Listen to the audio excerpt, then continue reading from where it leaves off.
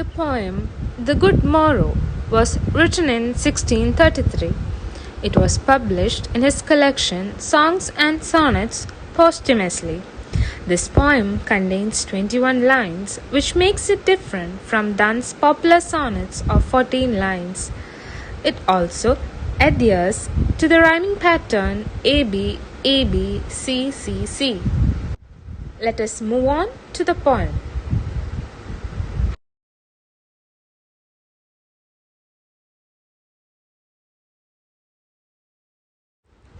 I wonder, by my troth, what thou and I did till we loved.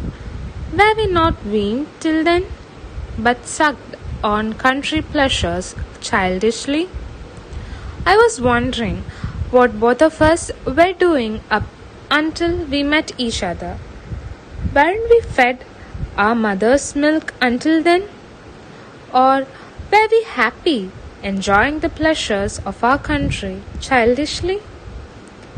The poet is doing an introspection. He is wondering what he and his lover were doing before they met each other. This can also be seen as an eagerness from the poet's side to have loved his lover way earlier. He wanted them to be lovers rather than strangers for a very long time.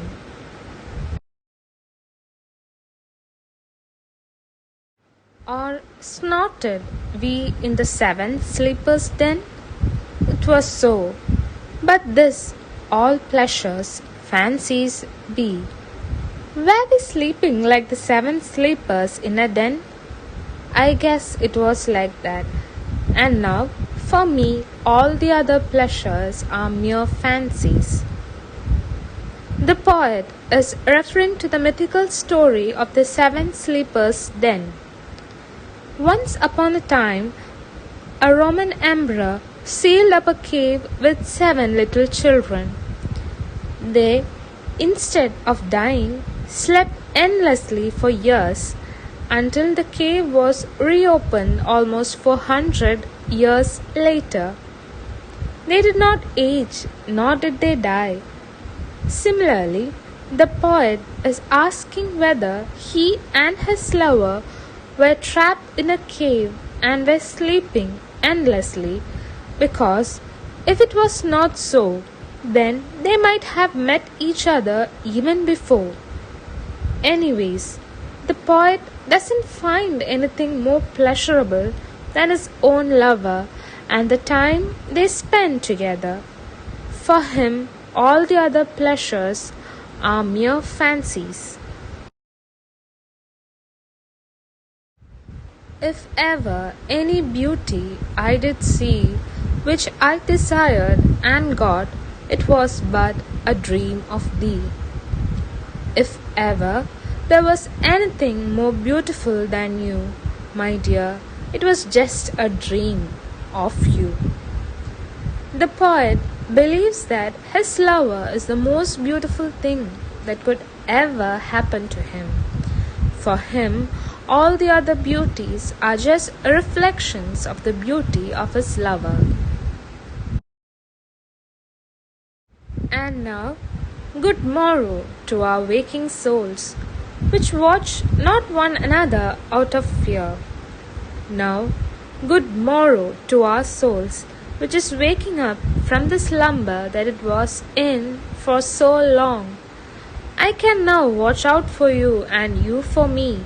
But unlike the 7 sleepers, we don't watch out for each other out of fear, but for love. The poet is now wishing himself and his lover a good tomorrow.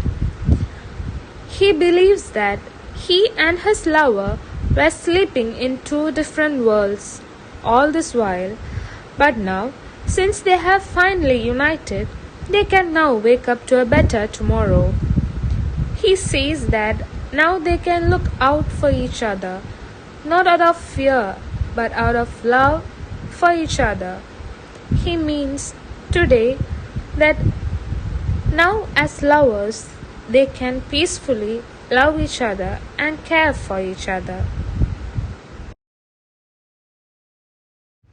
For love, all love of other sides controls and makes one little room and everywhere. For me, love of you is all that matters.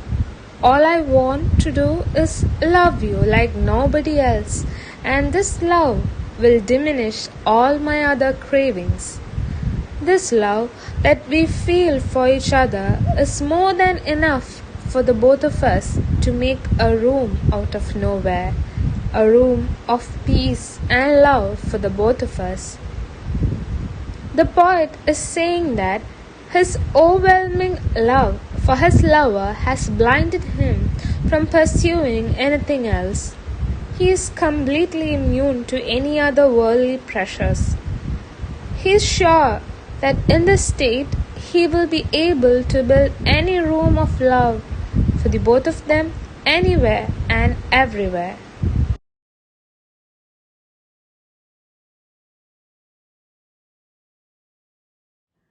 Let sea discoverers to new worlds have gone. Let maps to other worlds on worlds have shown. Let us possess one world, each hath one and is one. Let us see discoverers find out new worlds. Let them create new maps and new routes for the new worlds that they have just discovered. Let us create a new world, a world in which the two worlds of you and me subside to create a new world. A world that is entirely and solely our own. The poet uses anaphora with repetition to emphasize his feelings for his lover. The use of the word let at the beginning of the 3 consecutive lines is the use of anaphora. The poet is complacent with the fact that the new worlds are being discovered each day and that new routes to these maps are being drawn every day. In a similar fashion, he asks his lover to combine the individual worlds they are in and land in a single world where they are one and all, a world for themselves created out of their love for each other.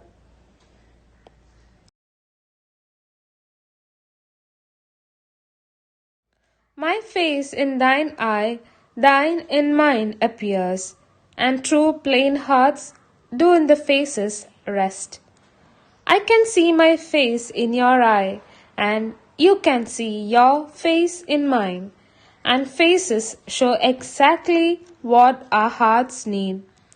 The poet is shifting to his romantic version now.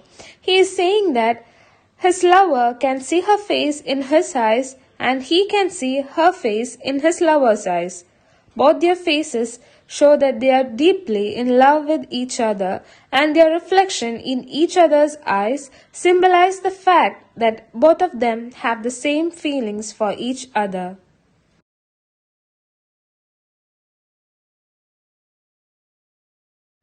Where can we find two better hemispheres without sharp north, without declining west?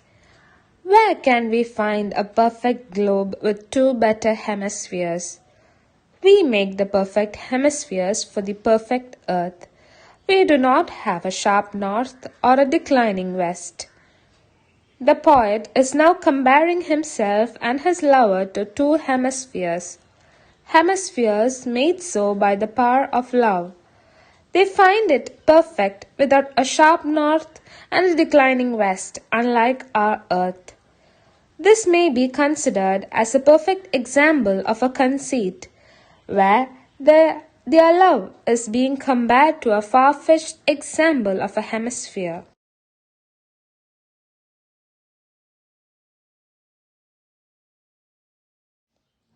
Whatever dies was not mixed equally. If our two loves be one, or thou and I love so alike, that none do slacken, none can die. Whatever dies was not mixed equally, and that imbalance caused death. But, my dear, we won't die, because our love, the love that we have for each other, has made us perfectly balanced and hence we would never die. The poet is now drawing up a metaphor from the medieval science of humors. It was believed that human beings die if their four humors of blood, bile, phlegm, and black bile are not mixed equally in them.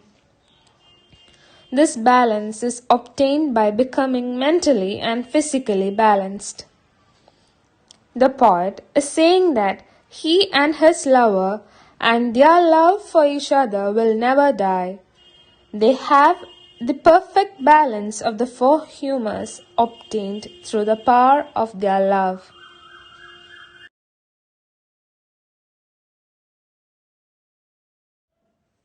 That's it, guys.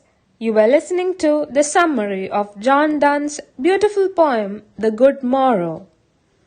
Thank you.